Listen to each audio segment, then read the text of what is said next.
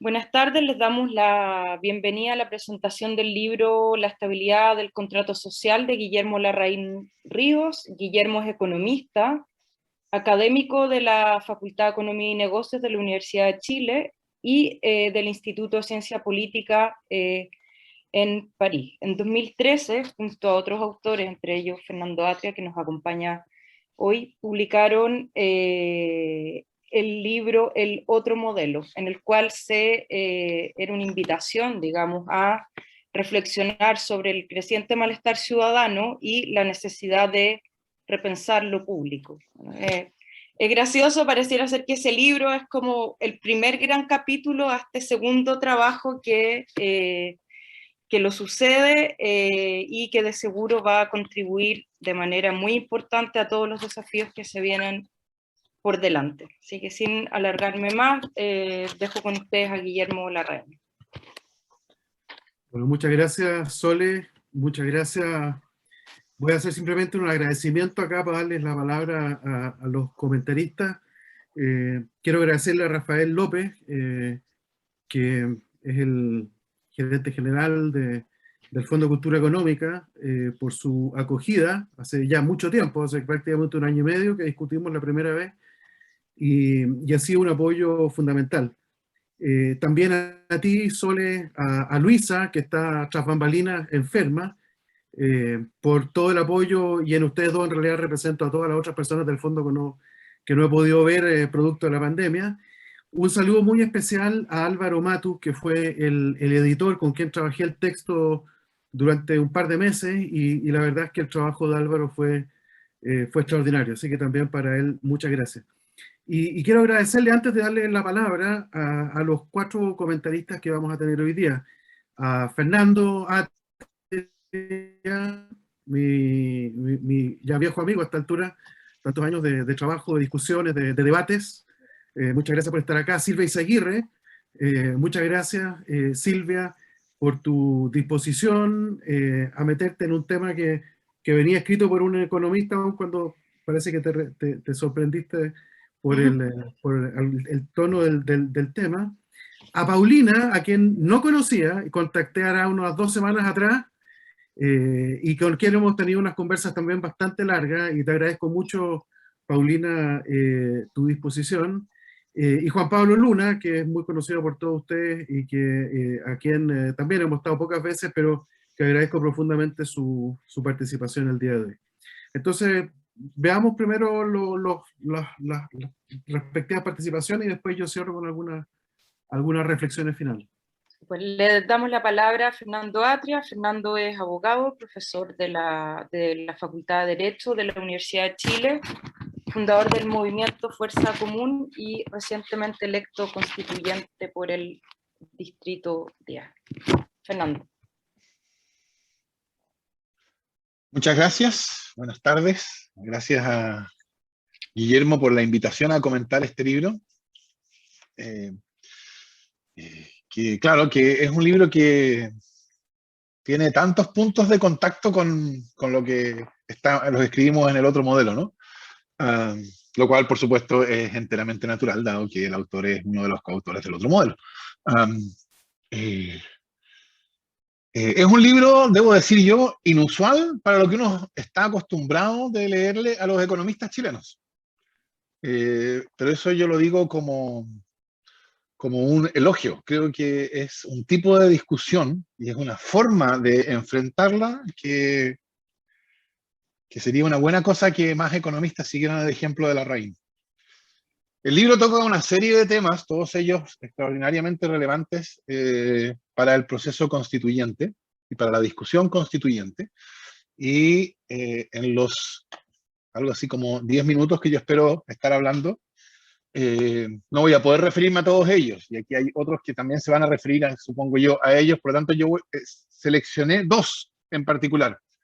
Me gustaría decir algo sobre lo que dice el libro sobre derechos sociales y sobre propiedad. Dejo fuera otros temas que no porque sean menos importantes, ¿no? O sea, el libro discute con cierta detención el tema de las aguas, relacionado con la propiedad, que es el problema que hoy día existe en la Constitución vigente, pero tiene una especificidad propia. discute el problema de la representación, discute el problema del régimen político. Cada uno de esos temas justifica un comentario. Y claro, supongo que el autor no me reprochará que en condiciones de escasez de tiempo tuve que elegir. Entonces, sobre derechos sociales primero y algo después sobre propiedad. Una de las ventajas que tiene hablar, que sea un economista el que habla sobre derechos sociales, es que no es un abogado. Y eso creo yo que hace que la discusión, el tema discutido, sea mucho más cercano a lo que yo creo que es realmente el tema importante en términos de los derechos sociales. Porque cuando uno lee a los abogados hablar sobre derechos sociales, los abogados los miran, aplican a la discusión sobre derechos sociales lo que los abogados están acostumbrados a decir acerca de los derechos en general, ¿no? Los abogados entienden que los derechos son títulos individuales a prestaciones determinadas o determinables que pueden ser exigidas ante un tribunal. Y entonces piensan el derecho a la salud, el derecho a la educación, como un derecho a prestaciones determinadas o determinables de individuos que, si son de verdad, pueden ser exigidas ante un tribunal, y que si no pueden ser exigidas ante un tribunal, no son de verdad. Y entonces un tema que aparece una y otra vez con centralidad en toda la discusión jurídica sobre los derechos sociales es el tema de la exigibilidad judicial y el problema que eso tiene respecto del poder de los jueces, etc. Ese es un tema que no aparece, que no está en el centro de la discusión aquí. Y eso creo que es un mérito de este libro. Porque en vez de mirarlos, por lo menos esta es mi interpretación, en vez de mirarlos como si fueran derechos individuales, es decir, títulos individuales a prestaciones determinadas o determinables, los mira como derechos de ciudadanos a una determinada forma de organización institucional de ciertas esferas. Y yo creo que ese es el contenido genuino de los derechos sociales. Los derechos sociales no son acerca de derechos individuales a prestaciones, sino de la organización de ciertas esferas conforme a un criterio ciudadano. Y por eso, entonces, la cuestión de la exigibilidad judicial es, creo yo, un tema enteramente secundario cuando estamos hablando de derechos sociales en este sentido. Y aquí el criterio fundamental es la descomodificación, como dice el autor, ¿no? Que es un concepto que toma de Spink-Andersen. De nuevo, yo creo que, y en esto, claro, no hay mucha sorpresa, porque esto también está discutido en el otro modelo. Yo creo que esta es la manera, en mi opinión, en que los derechos sociales tienen que ser pensados. Primero, como derechos, como criterios de organización de esferas sociales, como la educación, la salud, la seguridad social. Y segundo, el contenido de ese criterio es descomodificación. ¿Y por qué descomodificación? Aquí hay varias razones. Una razón al cual el libro le destina mucho, yo no estoy convencido de que sea la más importante, pero en el libro es importante y es un argumento de peso, es el argumento de Sandel sobre los límites morales del mercado, ¿no?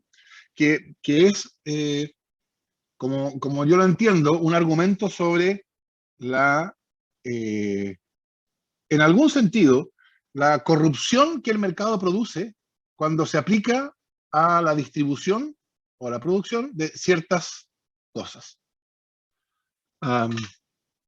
Es decir, que socialmente esperamos que ciertas relaciones estén informadas por ciertas lógicas, y aplicarle la lógica de mercado es transformar esas relaciones de un modo socialmente no deseado. El ejemplo que pone el libro, o que discute el libro, es el ejemplo de los trasplantes de órganos, ¿no? La proscripción del mercado, del mercado de trasplantes de órganos, tiene que ver con que el trasplante nosotros esperamos que responda a una determinada lógica, y que comodificar los órganos transformaría esas lógicas. Ahora, esta no es la única racionalidad para la descomodificación. La otra lógica, que también está, en otras palabras, mencionada en el libro, es una lógica de igualdad, ¿no? Derechamente. En términos de Theodore Marshall, en su clásico ensayo sobre derechos sociales, ciudadanía y clase social, lo que buscaban los derechos sociales era producir un divorcio entre lo que Marshall llamaba el ingreso real y el ingreso monetario, ¿no? Cuando hay un sistema universal de salud, el ingreso real, en el sentido del acceso a protección de la salud de cada uno, se divorcia del ingreso monetario. Y esta explicación hace transparente por qué descomodificación, porque el mercado implica vincular el ingreso real, o sea, implica que la medida del ingreso real es el ingreso monetario.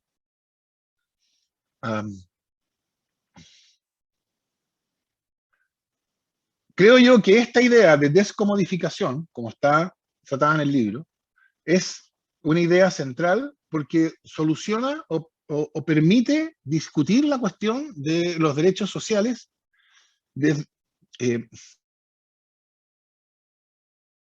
estatizándola, ¿no? Es decir, desvinculándola a la cuestión del Estado. Si lo que importa es descomodificar, cuando hablamos de derechos sociales, lo que importa es excluir la lógica de mercado. No es excluir la provisión privada. Esta es una de las críticas más peculiares que le hicieron al otro modelo, en mi opinión, ¿no? Que el otro modelo era un llamado a estatizarlo todo, cuando el punto central del otro modelo era precisamente que eso no era así. O sea, el otro modelo fue acusado de hacer exactamente, de alegar exactamente lo contrario a lo que pretendía alegar. Y yo creo que esta cuestión es la posibilidad de pensar los derechos sociales en clave desestatizada, como dice el libro, es totalmente central para poder pensar, esta ya no es el libro, es mi opinión, es totalmente central para poder pensar los derechos sociales en clave, por así decirlo, post-neoliberal, ¿no? O sea, yo creo que pensar hoy día los derechos sociales como una vuelta siquiera como ideal, a sistemas, servicios públicos estatales de educación, salud, etc. Pensar que la realidad de los derechos sociales está en la estatización de su organización, yo creo que en las condiciones actuales es hacerlos derechamente imposibles. Entonces, poder elaborar un instrumental analítico, como hace el libro, sofisticado, para pensarlos en clave de descomodificación, y entonces una clave que es compatible con la desestatización del tema, yo creo que es la cuestión fundamental o una de las cuestiones fundamentales respecto de los derechos sociales. Y creo que en ese sentido, la discusión contenida en el libro es una discusión que es un aporte extraordinario a lo que viene, a la discusión que vendrá sobre derechos sociales en la nueva Constitución.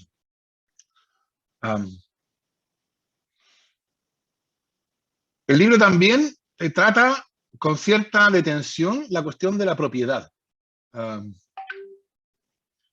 Y yo creo que aquí, de nuevo, se nota la diferencia entre un economista escribiendo sobre propiedad y un abogado escribiendo sobre propiedad. Y es una diferencia de perspectivas que, de nuevo, es extraordinariamente beneficiosa para la discusión constitucional. Porque lo que los abogados llaman propiedad no es ni lo que los economistas llaman propiedad, ni siquiera lo que se llama propiedad en la discusión constitucional. Para los abogados, la propiedad es un derecho real sobre cosa corporal que supone una cosa sobre la cual ese derecho recae. En cambio, para los economistas, la propiedad es más bien análoga o sigue las líneas de lo que en la reflexión anglo-norteamericana se llama intereses propietarios, ¿no? En Estados Unidos, en vez de hablar de propiedad como un derecho real, como lo hablamos nosotros, ellos usan la categoría de intereses propietarios, proprietary interests, y entonces aplican la lógica de la propiedad a ciertos intereses que son clasificados como propietarios.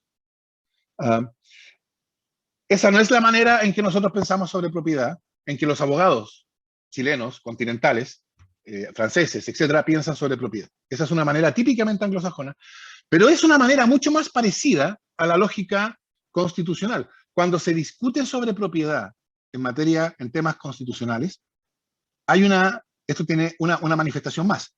Hay una diferencia extraordinaria entre lo que el público entiende que se está discutiendo y lo que se está discutiendo. Porque lo que el público entiende que se está discutiendo cuando se discute sobre propiedad es sobre propiedad en el sentido un poco más estricto del abogado. Porque el público entiende que estamos discutiendo sobre propiedad personal. La propiedad que la Constitución, la protección que la Constitución da o debe dar a la propiedad que uno tiene sobre su casa, sobre su auto, etc. Y ese no es el tema en la discusión constitucional. El tema es mucho más cercano a la manera en que lo trata el libro. El tema de la discusión constitucional de la propiedad es la propiedad entendida como la protección de ciertas posiciones que entonces quedan inmunizadas de la regulación estatal. Y el libro da un espléndido ejemplo de esto. Que los derechos de aprovechamiento de aguas sean de propiedad privada de sus titulares, significa, por ejemplo, que esos derechos son inmunes.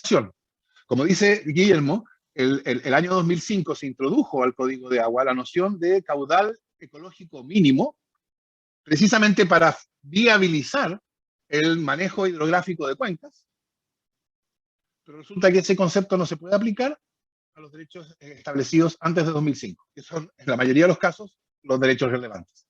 Y no se puede aplicar a los derechos anteriores a 2005 porque eso sería afectar retroactivamente una propiedad ya constituida. Entonces vean ustedes, aquí la propiedad no es la propiedad como la pensamos sobre la casa o sobre el auto.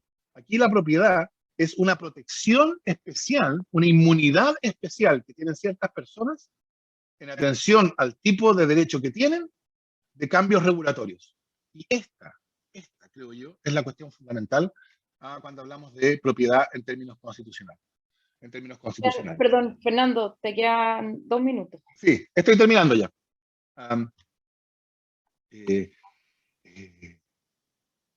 Sin hacer esta distinción, yo creo que todo el debate constitucional se confunde, porque entonces estamos discutiendo sobre una cosa cuando pareciera que estamos discutiendo sobre otra.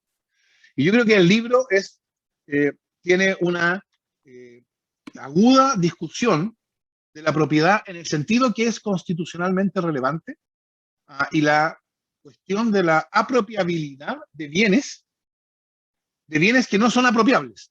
No son apropiables, dice el libro, o este es el tema del libro, no porque jurídicamente no se declaren apropiables. Para que jurídicamente los bienes sean apropiables, basta que la ley diga que son apropiables, como los derechos de aprovechamiento de aguas, sino porque son bienes que socialmente no pueden ser apropiados. Y entonces que la apropiabilidad individual de esos bienes lo que produce es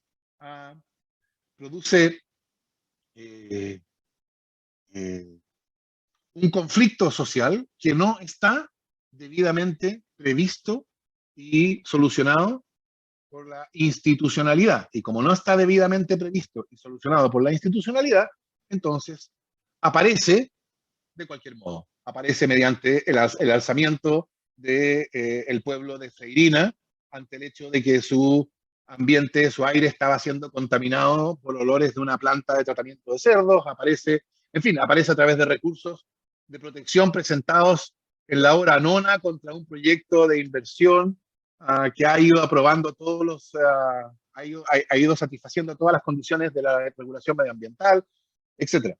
Entonces, yo creo que en estos dos temas se aprecia desde luego, la agudeza del autor, pero la fertilidad de una óptica económica sobre cuestiones constitucionales, una óptica a la cual nosotros no estamos acostumbrados. Nosotros más bien estamos acostumbrados a que cuando los economistas escriben desde una óptica neoliberal.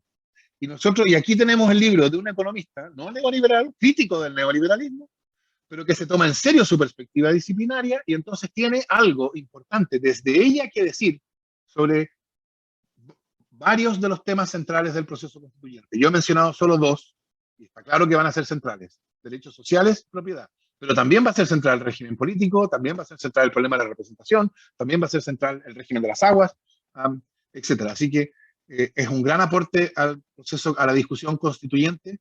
Y de nuevo, Guillermo, muchas gracias por invitarme a comentar.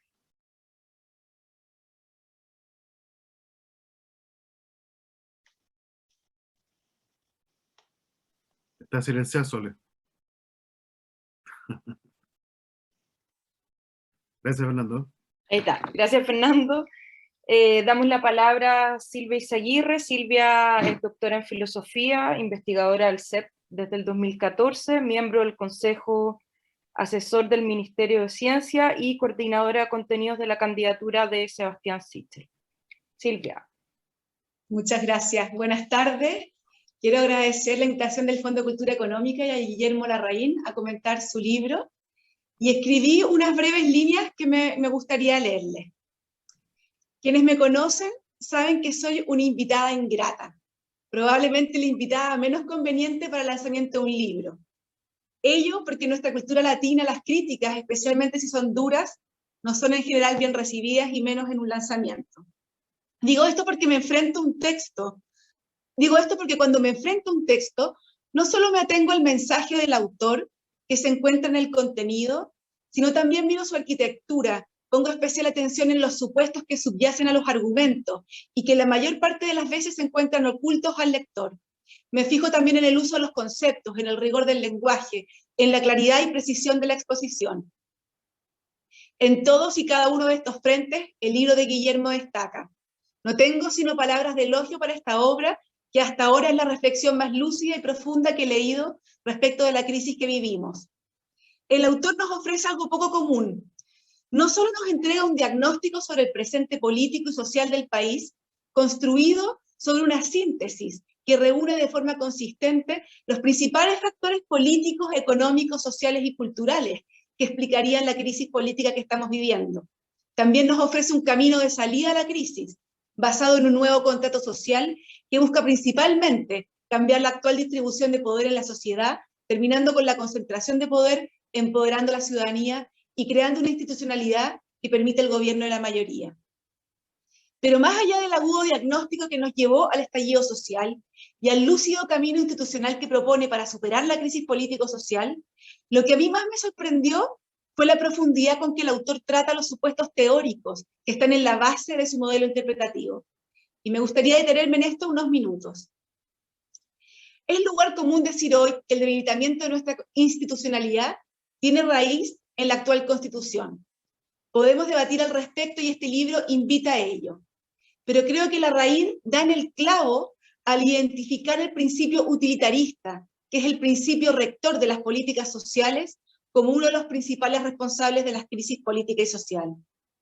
El utilitarismo es una corriente ética que nos ofrece un criterio para la toma de decisiones basado en una determinada comprensión del ser humano. El criterio que nos entrega el utilitarismo es la maximización del beneficio y supone entonces que el ser humano es un ser racional que busca maximizar su propio beneficio. Esta concepción del mundo es la piedra angular sobre la cual se construye la economía, disciplina que ha dominado en los últimos 40 años. Es usual escuchar a los economistas decir que tal solución es la más eficiente, es decir, es la que logra el mayor beneficio con la menor cantidad de recursos. La eficiencia sin duda es importante, pero solo muestra una dimensión de las políticas públicas. Sin embargo, ella se ha convertido en el principio rector a partir del cual se decide dónde construir viviendas sociales, a quiénes entregar las viviendas, cómo se distribuyen las raciones alimenticias en los colegios, la construcción de infraestructura pública, etcétera, etcétera. Se suele olvidar que la eficiencia es solo un criterio entre otros, y cuya primacía amerita ser discutida y confrontada con otros criterios, como por ejemplo la tradición, la belleza, la virtud o una idea determinada del bien. La construcción de Notre Dame, la Capilla Sixtina, las pirámides de Egipto, el Partenón, son un claro reflejo de un mundo ajeno al reino del utilitarismo, que predomina con fuerza especialmente en la segunda mitad del siglo XX. Cito a Larraín. Muchos economistas olvidan las limitaciones del análisis utilitario. El debate entre pares los induce a extender y naturalizar esta lógica. La mayoría de los análisis de bienestar utilizados en documentos y libros económicos, a pesar de que eventualmente pueden proporcionar medidas alternativas y advertencias sobre las limitaciones del análisis, generalmente terminan utilizando flujos de ingresos o consumos de un individuo representativo. En estos análisis formales, usualmente, no hay interacción entre las personas, ni hay interacción con las instituciones. Por lo tanto, es una visión unidimensional del bienestar, desprovista de tensiones respecto de variables no económicas. Cierre comillas. Larraín pasa revista a las corrientes éticas, en particular aquellas relativas a la filosofía política que más han influido en el último siglo. Presenta el contractualismo, analizando el pensamiento de sus principales figuras como Hobbes, Locke, Rousseau y Kant. Tal vez aquí me permito un breve comentario. Es interesante ver que los contractualistas no se oponen necesariamente al utilitarismo. De hecho, se podría decir que en ciertas tendencias es una sofisticación del utilitarismo. En la página 65, Larraín dice, cito, el enfoque de Rousseau, a fin de cuentas, se puede situar dentro del individualismo metodológico, debido a que su contrato social requiere que cada individuo considere que su adhesión le conviene. Fin de la cita. No es la bondad del contrato social lo que lleva al individuo a adherirse, según Rousseau, ni su corresponsabilidad por los otros, ni un sentido del deber, sino su propio beneficio. En este sentido, creo que el texto ganaría claridad al diferenciar de forma más clara los planos en que se discute el utilitarismo del contractualismo, pues como dije, no necesariamente se oponen. Mientras el contractualismo nos invita a una reflexión sobre las instituciones, el utilitarismo es un instrumento que nos ayuda a la toma de decisiones. Con el contrato social, Rousseau busca encontrar una forma de asociación que pueda defender y proteger con toda la fuerza de la comunidad a la persona y la propiedad de cada asociado, y por medio de la cual cada uno, junto con todos, puede obedecer solo a sí mismo y permanecer libre como antes. Tal es el problema fundamental de que el contrato social proporciona la solución. Este es un extracto de Rousseau, lo que acabo de leer. Como ven, el contractualismo es una invitación a pensar en el fundamento que subyace a una constitución. En palabras de Rousseau, lo que se busca con esta asociación es proteger la libertad y autonomía de las personas. Como verán, uno de los principales conflictos políticos radica precisamente en qué vamos a entender por libertad. Mientras los liberales suelen tener una comprensión más bien negativa de la libertad, es decir, ausencia de coacción, los comunitaristas enfatizan las condiciones materiales para el ejercicio de dicha libertad, libertad positiva. La filosofía de Rawls, el filósofo político más influyente de la segunda mitad del siglo XX, se inscribe dentro de los contractualistas. Para Rawls, lo que subyace al contrato social no es una relación de defensa a las libertades individuales, sino sobre todo un principio de justicia. Para que la asociación voluntaria sea viable en el tiempo, no basta únicamente con que el beneficio de asociarme sea mayor a no asociarme, sino que además la contribución de las personas debe ser equitativa.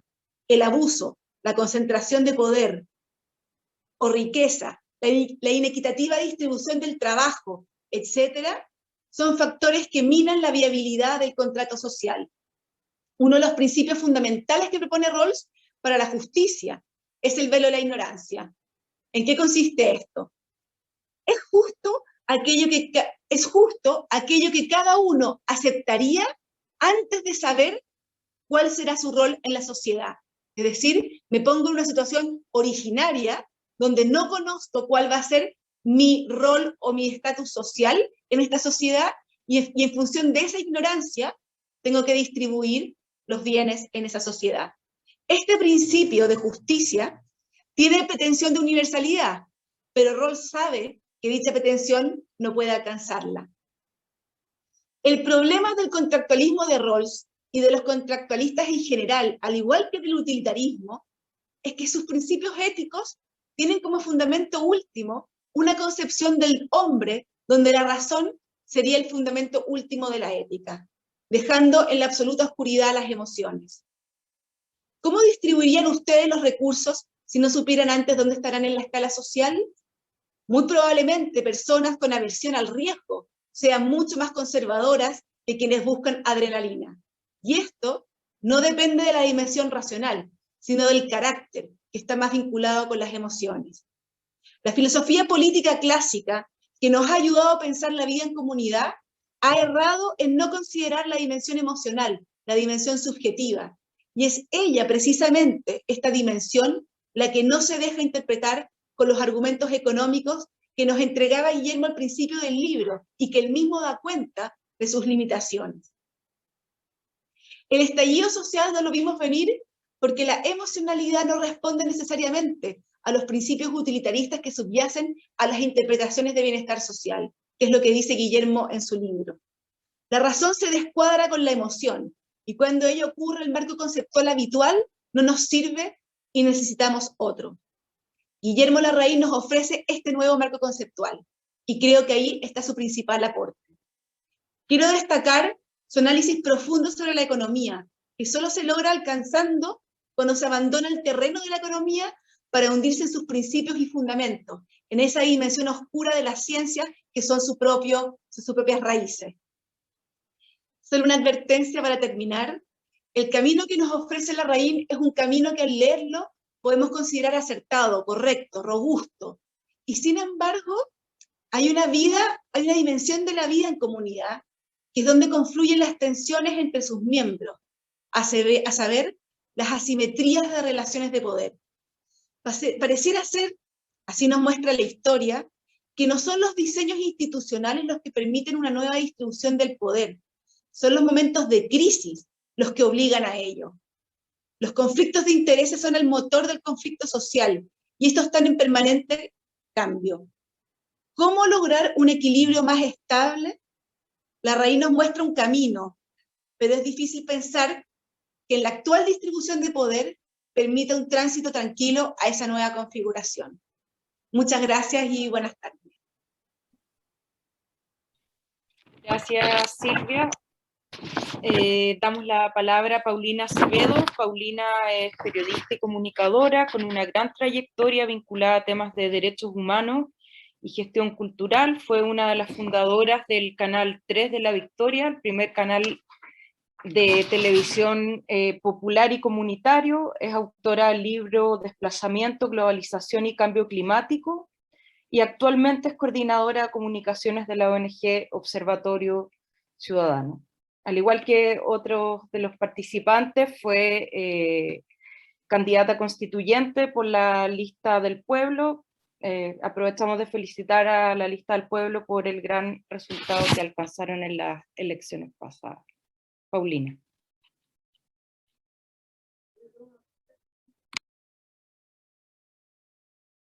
Muchas gracias por la invitación, muchas gracias al Fondo de Cultura Económica de estar nuevamente aquí. Ya lo hemos estado hablando de tratados de libre comercio, un tema que en algún minuto también voy a vincular a esta publicación. Agradezco también al autor, algo que nos señalaba cuando nos presentábamos al comienzo, es que nos conocimos en la Universidad de Diego Portales. Yo soy periodista de esa universidad y en su primer trabajo él hacía clases de economía y allí fue el momento en que nos conocimos. Yo quiero celebrar este libro que me lo leí y ahí está todo marcadito con mucho entusiasmo porque rescato algo primero que Fernando decía y es difícil encontrar a un economista abordando temas de derecho, temas sociales, temas de un contrato social en el contexto de la nueva Constitución, incluso también de lo que es la revuelta social, ¿no? Entonces, tiene un enfoque muy distinto. Yo, que llevo más de 20 años trabajando en torno a derechos humanos y comulgando con abogados, también es interesante encontrar ese enfoque interdisciplinario que nos permite ver este momento en particular desde otra perspectiva.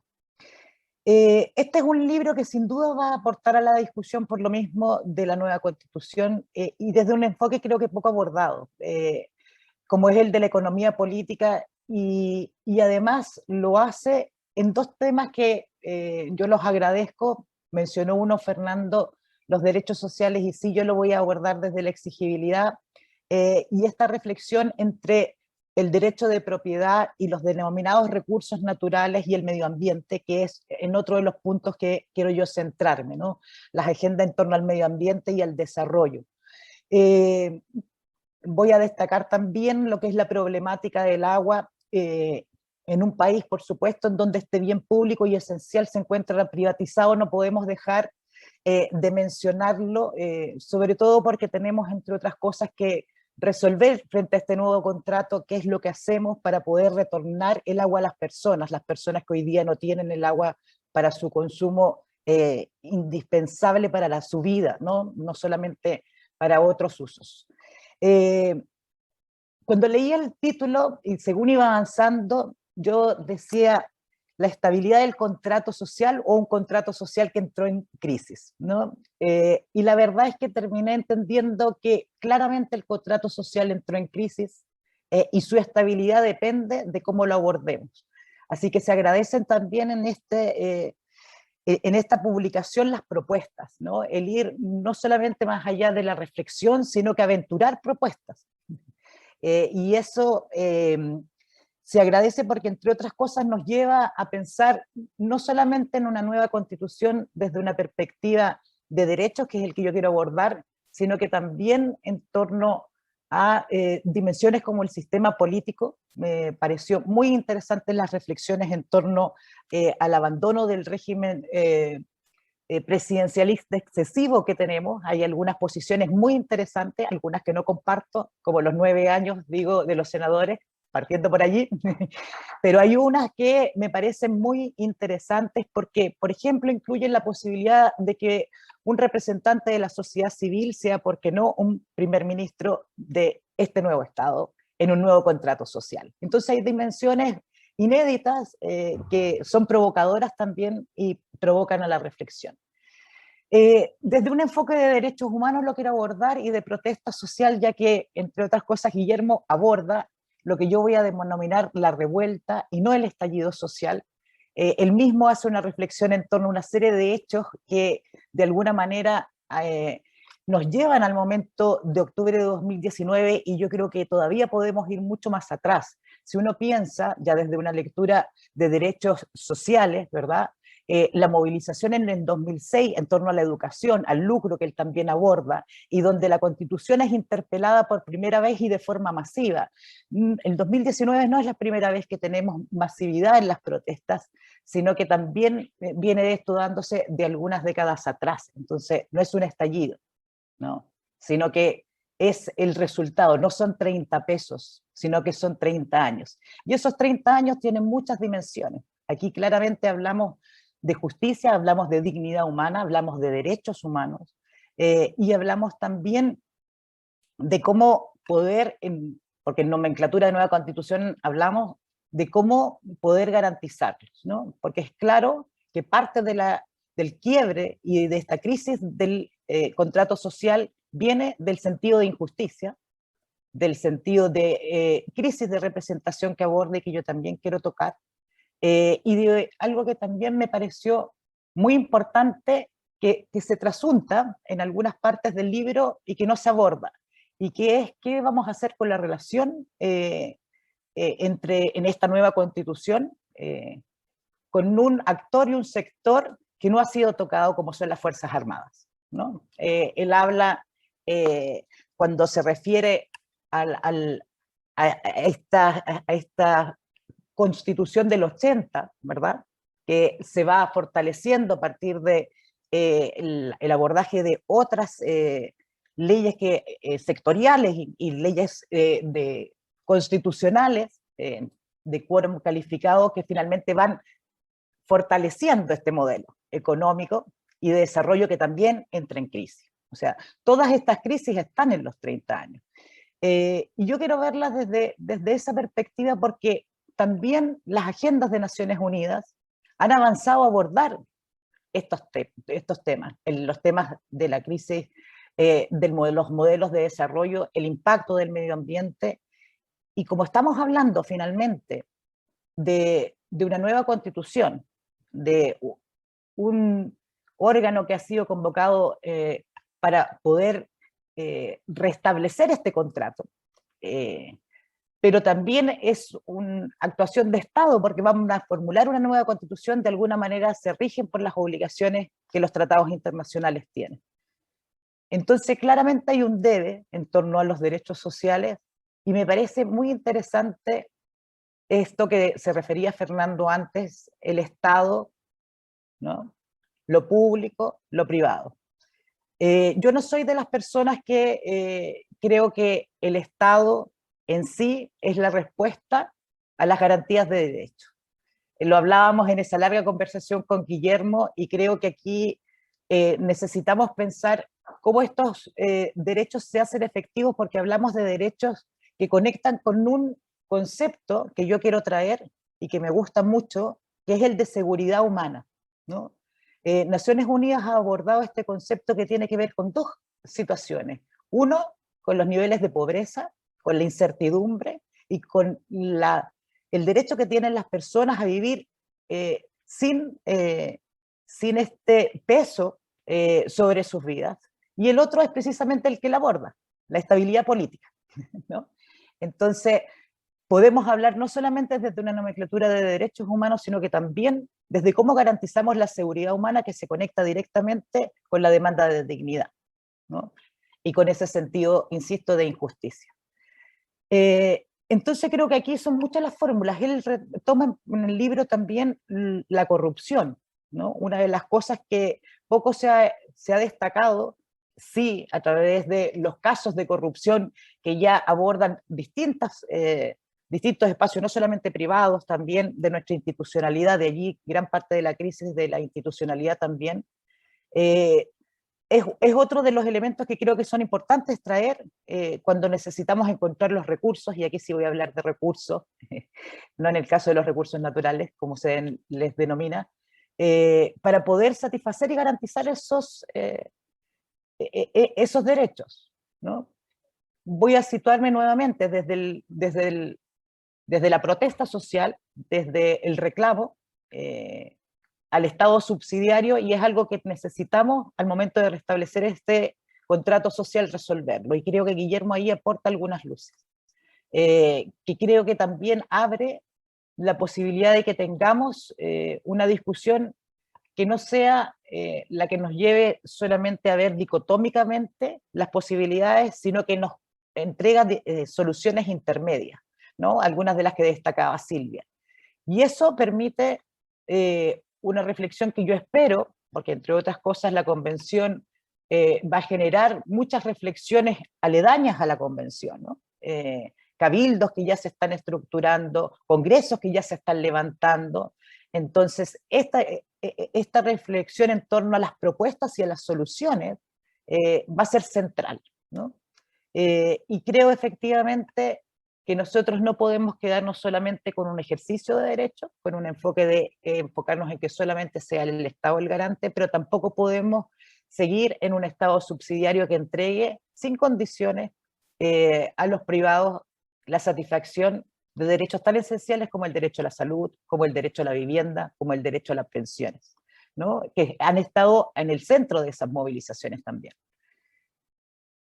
Me preocupa dentro del enfoque en torno al desarrollo, el tema que precisamente adelantaba, sobre todo desde un economista, y tiene que ver con los tratados de libre comercio, ¿no? ¿Cómo hacemos para que una de las dificultades que han estado también en la protesta social, estoy pensando por supuesto que en el TPP, pero también en general en la discusión que ha venido dándose en torno a cuestionar este modelo económico que basa en la suscripción de estos tratados el fortalecimiento de ese modelo económico, pero sin una discusión en torno a sus impactos en los derechos humanos, ¿no?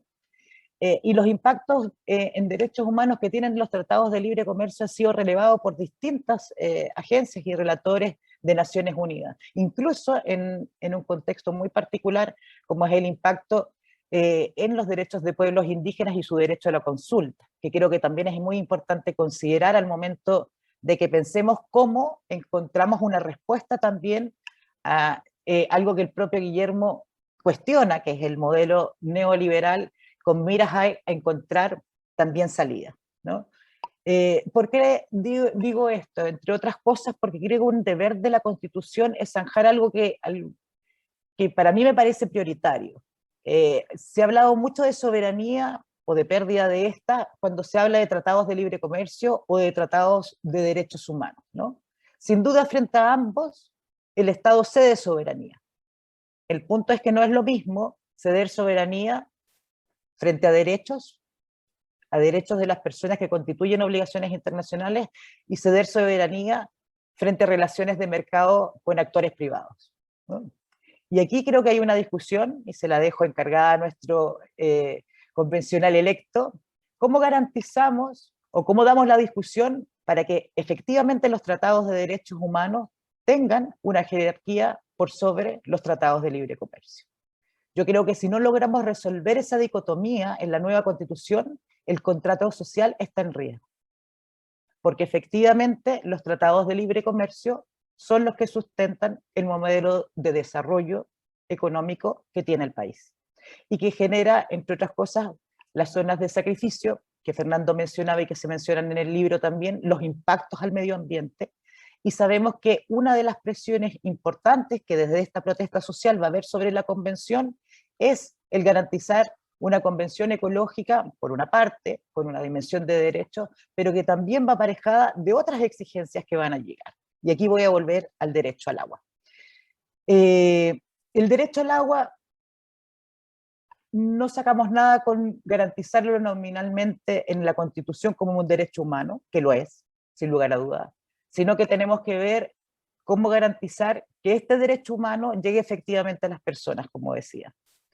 Yo aquí voy a aventurar una diferencia con Fernando, porque yo creo que sí tenemos que hacernos cargo no solamente de un cambio del régimen de las aguas, sino que cómo resolvemos la entrega a perpetuidad y sobreotorgada que se ha hecho de muchos de esos derechos de agua, ¿no? Yo aquí quiero llevar incluso a pensar, como lo hace muy bien Guillermo, desde ejemplos, desde pensar, ¿no? Cómo redistribuimos el agua, ¿no? Cómo pensémoslo en nomenclatura de familia.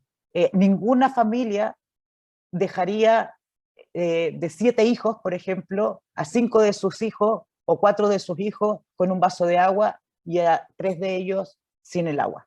O sea, creo que volver a pensar en cómo garantizamos que el agua llegue a esas comunidades que además generan un gasto económico, con una solución cortoplacista que no resuelve, como son los camiones aljibes, digo, y que finalmente también impactan en la dignidad, y vuelvo nuevamente al concepto, en la seguridad humana, ¿no? Entonces ya no es una lectura desde una perspectiva de derechos, sino de derechos y de exigencias de derechos, sino que cómo avanzamos a poder resolver los problemas que están al centro de la ruptura de la crisis a la que llega ese contrato social, porque esto ha sido una crisis en escalada. Uno puede decir, no lo vieron venir, pero esto se viene gestando hace bastante tiempo. Me parece importante relevar también agendas internacionales que insisto, generan una obligación sobre los estados y lo generan también sobre los convencionales a la hora de redactar una nueva constitución. Pensemos en la Agenda de Desarrollo Sostenible, la Agenda al 2030, ya cumplió 5 años y nos quedan muy pocos para poder garantizar lo que allí se establece. Entre otras cosas, poner fin a la pobreza, ¿no? Entre otras cosas, avanzar a establecer y poner freno a la corrupción, a mejorar los canales de participación, a mejorar la transparencia. Es decir, tenemos una agenda que nos interpela desde múltiples sentidos. Esa misma agenda tiene otra importante, que es la de cambio climático, ¿no? Y tiene también una muy importante, que también es importante mencionarla cuando de medio ambiente hablamos, que es todo lo referido finalmente a los derechos humanos frente a los impactos de las empresas. Estamos pronto a cumplir 10 años desde que existen los principios rectores sobre empresas y derechos humanos que orientan la política pública. Hay un plan sobre empresas y derechos humanos ya implementado en el país, y claramente tenemos que resolver también cómo ese modelo económico basado en la extracción, basada en empresas que se instalan en territorios, en muchos de los casos habitados por pueblos originarios que van a estar sentados también esta vez en la convención, sin su derecho a consulta, extraído esos denominados recursos naturales, con un impacto, insisto, finalmente en el contrato social y su estabilidad. Entonces, a lo que quiero llevar, y ya lo veo que Sol me va diciendo, es que la estabilidad no solamente está en juego a partir de lo que quede fijado en la Constitución. La estabilidad está en juego en cómo se construye esa nueva Constitución y cómo se responde a estas principales crisis. No nos olvidemos, entre otras cosas, que será un plebiscito el que aprobará esta Constitución. No nos olvidemos que, por ejemplo, el derecho a la consulta indígena, me refiero, también tiene que estar y tiene que ser diferente al plebiscito. Tiene que haber un proceso de consulta implementado sobre ese texto. Entonces, el contrato social y el nuevo contrato social que tenemos que construir nos tienen múltiples desafíos que van más allá. Y insisto, a mí me pareció muy interesante poder ver desde una perspectiva de un economista el resolver cuál es una de las principales críticas, porque efectivamente no se trata solamente de derechos sociales, se trata de que existe un sistema económico que es el que está abordando. Como me queda un minuto, solamente sobre la crisis de representación, y agradezco las palabras de Violeta Parra, Guillermo, así como muchas otras que pusiste encabezando los capítulos. Esa crisis de representación política también está, incluso la Constitución de la dictadura dice que no solamente los partidos políticos son los que deben garantizar la participación ciudadana. Y creo que una de las cosas que mostró la convención, que abrir la puerta a los independientes en igualdad de condiciones, fue una forma también de acercarse a mejoras a ese contrato social. Creo que la nueva Constitución debe garantizar de aquí en adelante siempre que tengamos escaños reservados, siempre con posiciones paritarias, siempre condiciones no diferenciadas, porque la igualdad entre la ley y el propio Tribunal Constitucional ha generado jurisprudencia sobre esto y sobre las elecciones mismas. Necesitamos entender que las personas nos estamos hoy día organizando de formas distintas a los partidos y no queremos que no se nos exijan transparencias y formas iguales a las que se le exige a los partidos, pero tampoco no queremos canchas desiguales en lo que debe ser también una democratización electoral.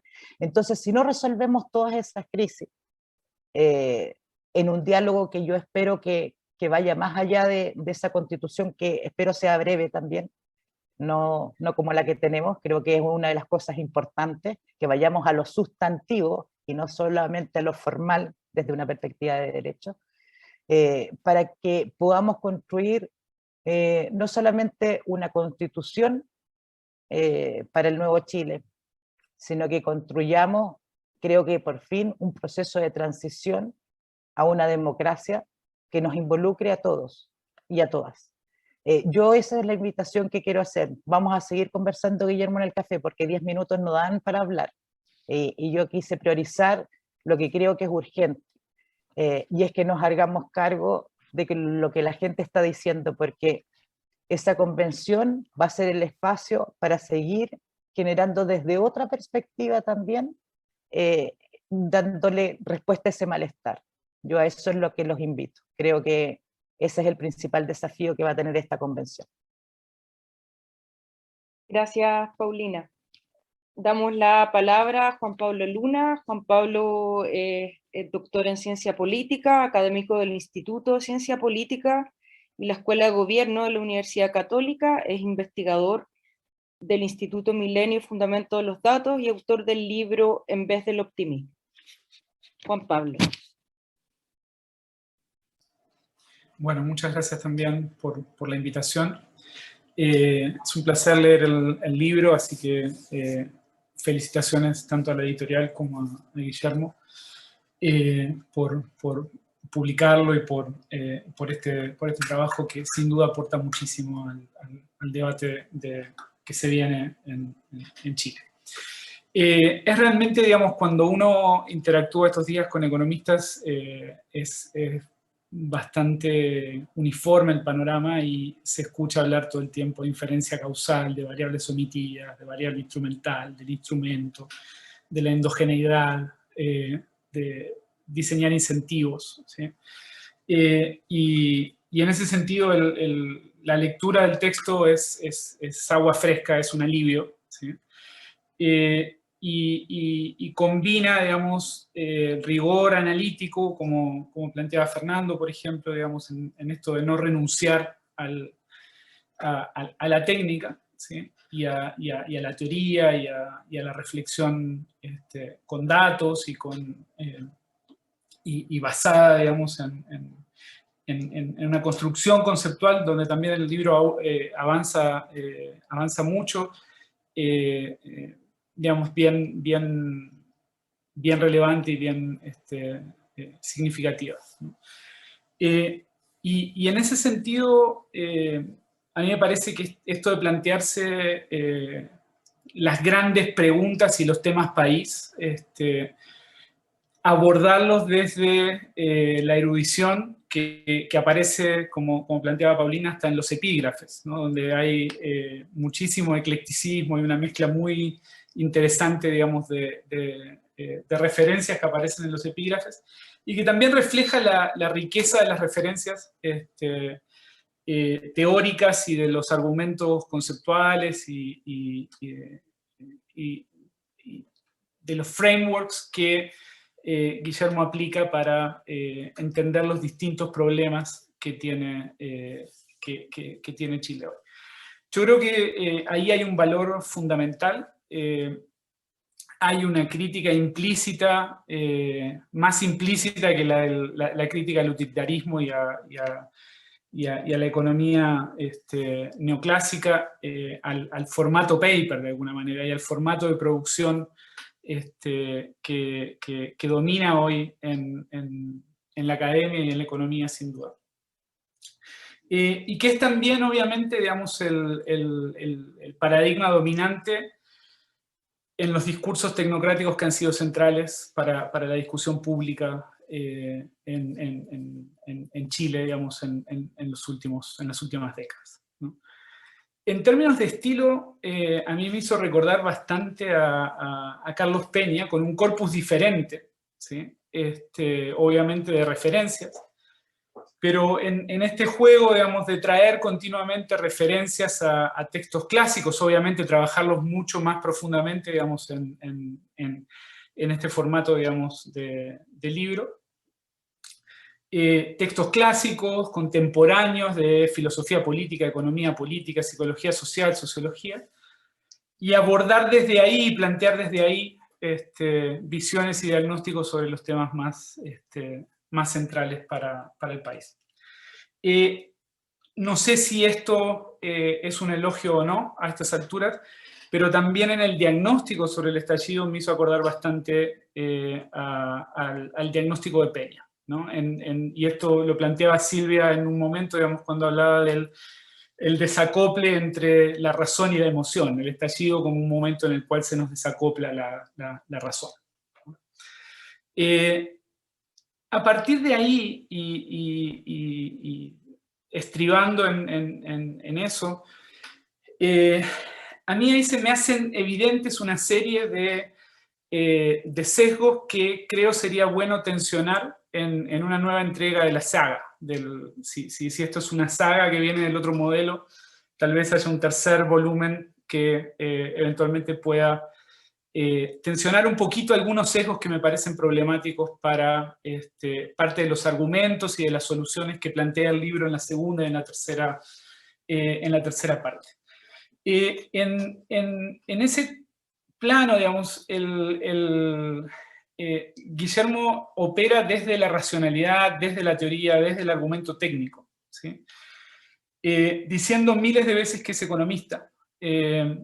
Salvo lo último, eso no es un problema, ¿no? Salvo esa referencia continua al economista.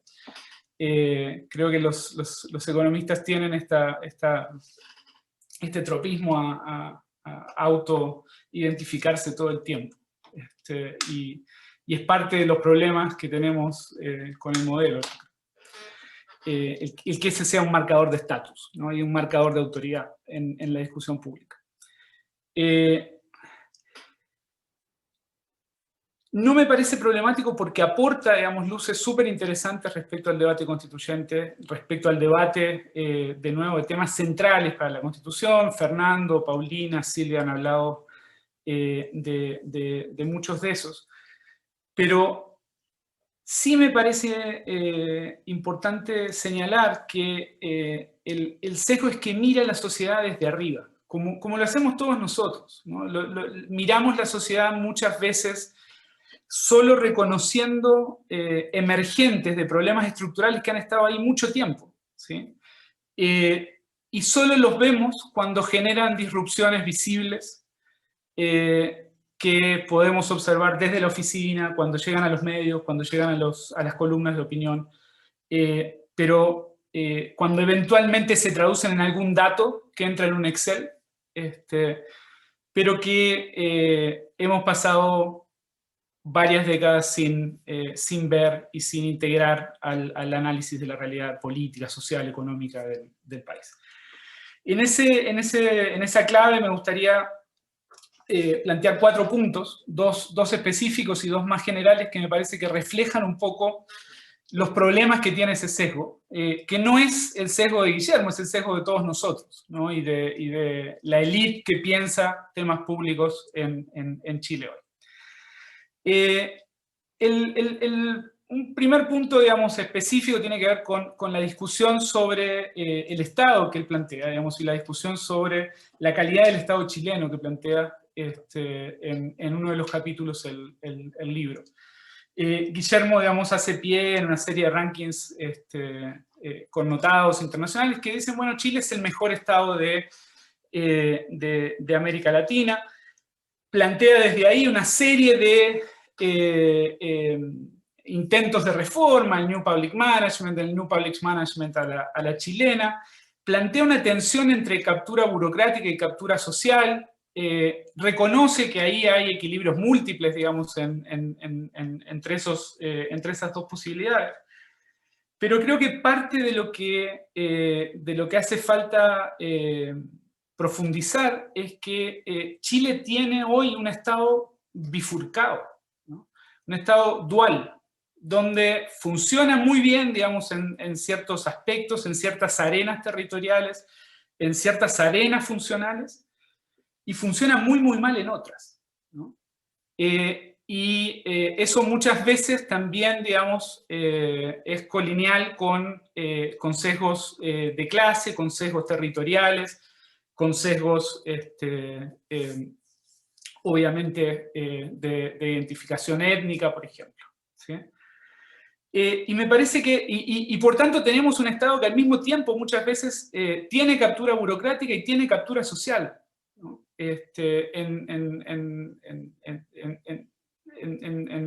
Con cierta simultaneidad, ¿no? En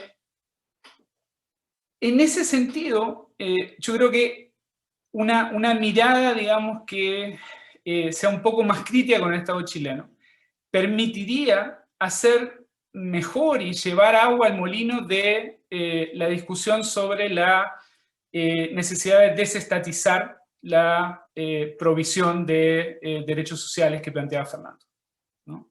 Pero yo creo que una visión un poco más aterrizada sobre cómo funciona el Estado, sobre cómo el Estado para poblaciones vulnerables en Chile es parte de la coalición del abuso sobre la cual se está protestando y a partir de la cual la gente estalla, ¿sí?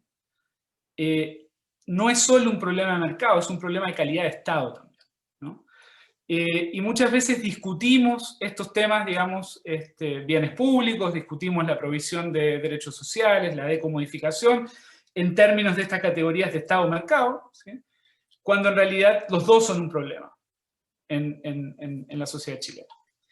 El segundo tema, digamos, específico, pero que me parece apunta a 2 cuestiones más generales con las cuales termino, es la discusión del régimen político, ¿sí? Por deformación profesional, digamos, yo le presté mucha atención a ese capítulo. una de las cosas que dice Guillermo es que Chile fue una democracia modelo, y que es una democracia modelo en América Latina, en el contexto latinoamericano. A mí me gustaría discutir eso. ¿Sí? Chile, hasta la cédula única, es una oligarquía competitiva, muy sofisticada y muy, digamos, inglesa en sus formas, ¿sí? Pero con muy poca incorporación. Cada 40 años, desde la independencia, Chile tiene crisis como el estallido, ¿sí? Donde se desordena y donde el pueblo se le sube a la élite. Esas crisis siempre han terminado en guerras civiles o en golpes de Estado, o en ambos. ¿Sí? Y en ese sentido, hay como una, y está en el título, digamos, hay como una nostalgia por este contrato social perdido, ¿sí? Este contrato social roto, ¿sí? Mi impresión, digamos, es que este contrato social no hay que reconstruirlo, hay que construirlo por primera vez, ¿no? Porque el contrato social ex ante, del cual todos nosotros probablemente tenemos cierta nostalgia, era excluyente y siempre lo fue. También en términos comparativos, ¿sí? En América Latina.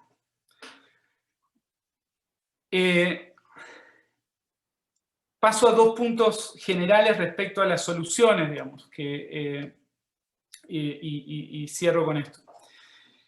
A mí me parece que la solución, y esto lo planteaba Silvia, aunque no sé si estamos del todo de acuerdo en el argumento, la solución no está en el diseño institucional, y no está en el diseño institucional por 4 razones, ¿sí?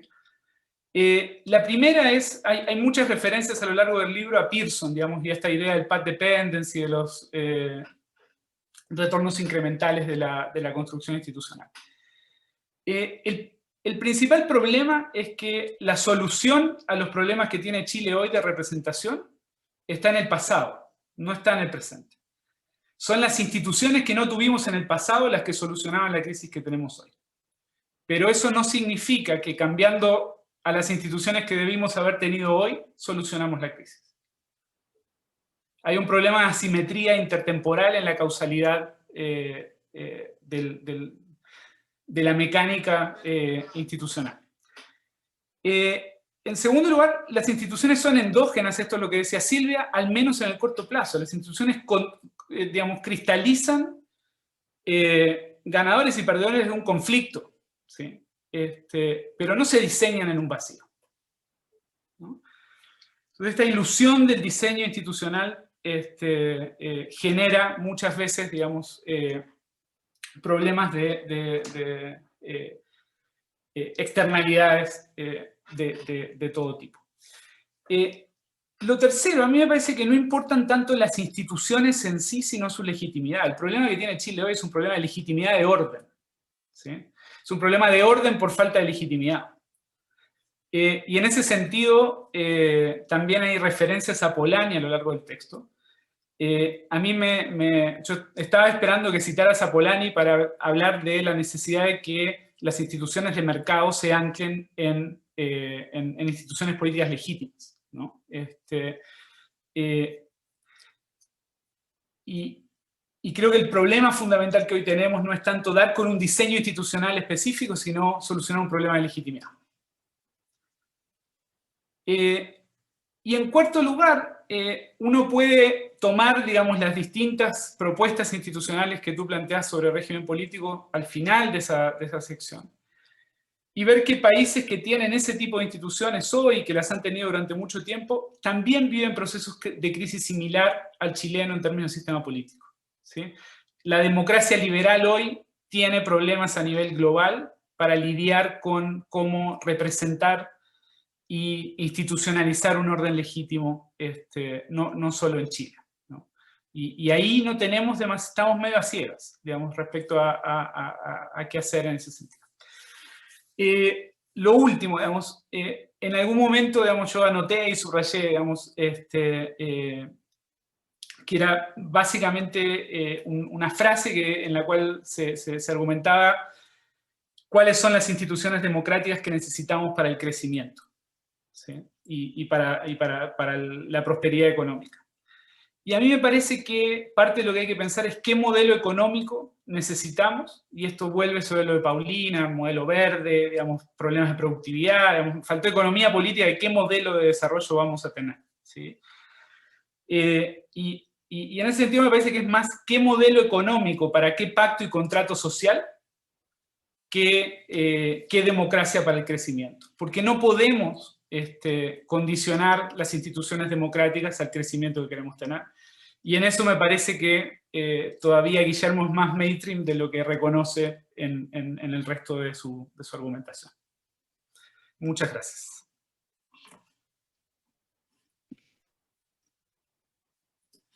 Gracias, Juan Pablo. Guillermo. Bueno, primero que todo, muchas gracias a los cuatro, a las y los cuatro, las dos y los dos. Pero no tiene mucho sentido, creo yo, entrar como a discutir punto por punto todas las cosas que hicieron. Anoté todo, ¿eh? Soy bueno para tomar notas y anoté todo, así que en algún minuto a lo mejor voy a llamarlos para conversar algunos de los temas. Quisiera mencionar algunas cosas. Claro, este libro es una extensión en cierta forma del otro modelo, y efectivamente, esto lo conversamos mucho con Fernando en algún minuto. El otro modelo fue criticado justamente en algunas dimensiones, que tenía mucho que ver con, en cierta forma, como el sustrato económico, en particular, del tratamiento de los derechos sociales, que fue insuficientemente explicado en ese libro. Y esto, los 3 capítulos que tienes acá, son básicamente una extensión de eso, para tratar de dar claridad de qué es lo que pensábamos por esto del régimen de lo público aplicado a la provisión de derechos sociales. Así que en ese sentido, espero que aclare algunos de esos puntos y que avancemos en entender mejor qué se puede hacer por esa vía. Este libro parte un poco lo que mencionaba Paulina, que le gustaba esto de las propuestas. Claro, el libro partió por las propuestas, porque el libro parte el año 2015, cuando se anunció el proceso constituyente de Bachelet. Parte porque el gobierno en ese instante tomó una decisión que a mí me pareció errada en cierta forma, que era decir, habrá un proceso constituyente, pero no digamos qué es lo que creemos nosotros, ¿ah? Entonces yo inmediatamente me puse a trabajar, y ahí tuve el apoyo de mucha gente para tratar de dotar de contenidos del qué a una eventual constitución, y no solo el cómo, ¿no? Y por eso que inmediatamente el libro parte fue escrito de atrás para adelante en realidad.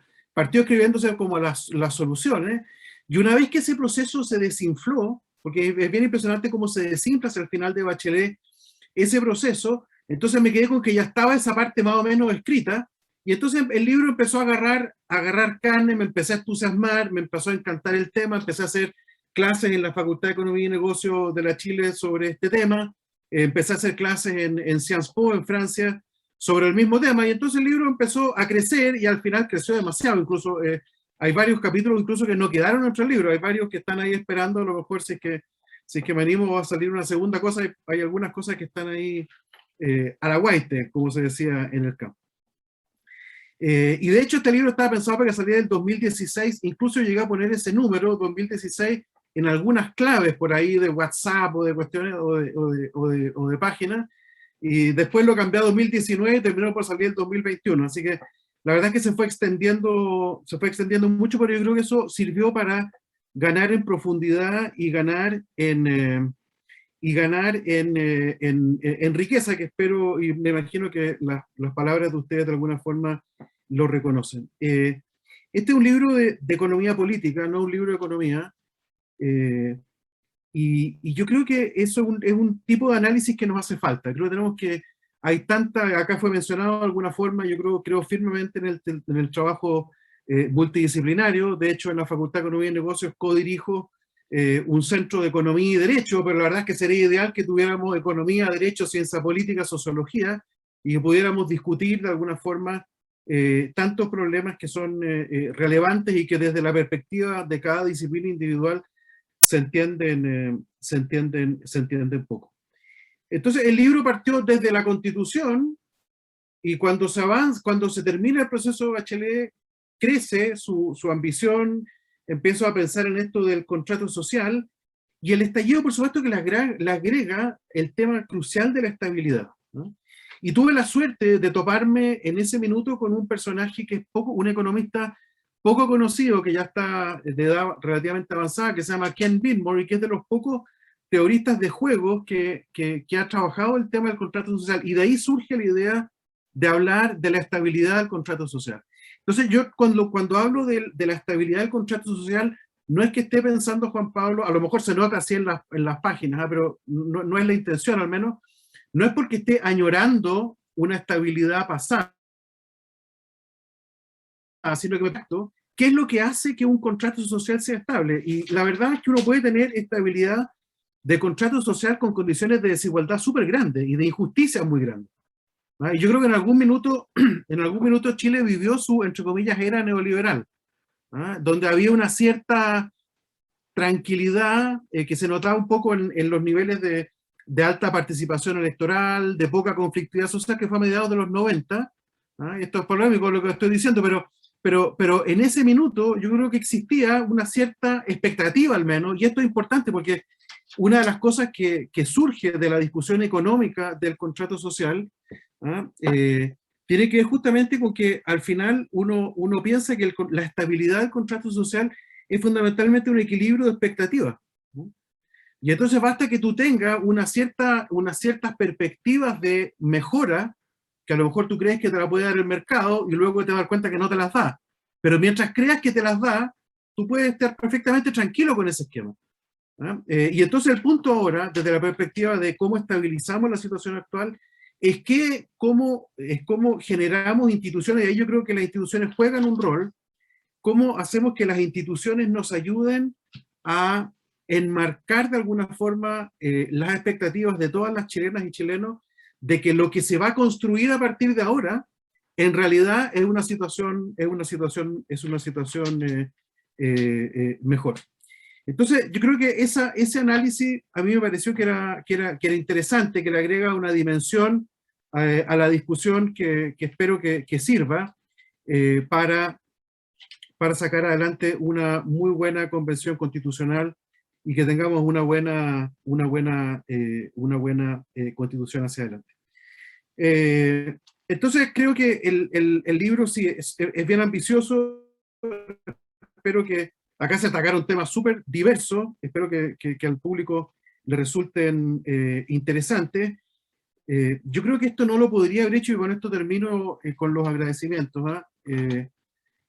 No lo podría haber hecho sin básicamente el espacio institucional de la Facultad de Economía y Negocios de la Universidad de Chile, a quien le estoy profundamente agradecido. Creo que es un espacio de una convivencia que en el 99,9% de los casos extraordinariamente positiva y extraordinariamente respetuosa entre todos. En el último tiempo ha habido algunos problemas ahí, pero en general es un ambiente extraordinario. Creo que es un ejemplo para Chile de libertad intelectual, de debate con altura de mira, y creo que le agradezco a la facultad, a todos los profesores, a todos los alumnos. Hay alumnos que leyeron este libro, que han venido comentando desde hace tiempo, y les agradezco a todos ellos, incluso a uno hoy día que está trabajando al norte de Puerto Natales, entre Puerto Natales y a Santiago Illanes. Le agradezco en particular porque él ha sido una de las personas que ha estado más envuelta en esto, así que Santiago, si es que estás viendo esto, te agradezco mucho, pero a través de él a todos los alumnos que lo han leído. Quiero agradecerle a Sciences Po porque les propuse hace como 3 años atrás hacer este curso, el mismo que hago en la FEN, lo hago allá, y me sirvió mucho para poder enriquecer la visión de los contenidos. Agradecerle a Ken Binmore, y por supuesto, agradecerle a mi familia, mis 3 hijas y María Olga, que son fuente constante de inspiración y de disciplina, porque la verdad es que en esta casa uno hace cualquier comentario y te llegan puros comentarios en el sentido opuesto y critican todo, y eso es una fuente de inspiración fantástica que agradezco, porque además va acompañado de mucha alegría y de mucha felicidad. Así que les agradezco mucho a todos ellos, a ustedes, al Fondo Cultura, y a ustedes 4 por haber participado acá. Muchas gracias.